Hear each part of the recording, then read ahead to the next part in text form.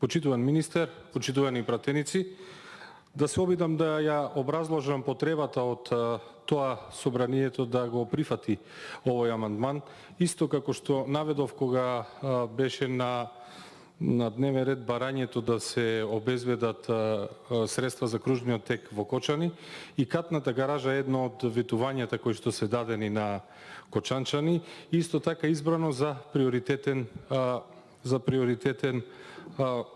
проект кој што треба да се реализира во Кочани.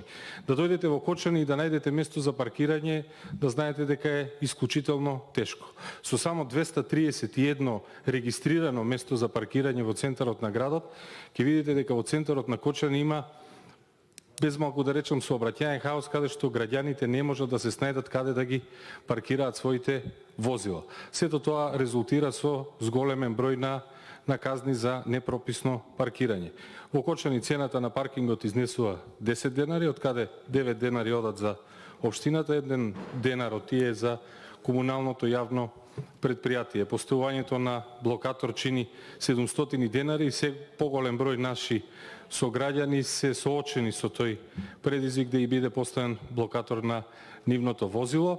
Точни податоци за бројот на изречени казни за забрането паркирање не најдов, меѓутоа и сами знаете дека во јавноста излегува информација дека Министерството за внатрешни работи има драстично зголемен број на напишани казни за сообраќајни прекршоци. За жал, сообраќајните прекршоци кои што се во Кочани за непрописно паркирање се поради тоа што кочанчани немаат друг излез.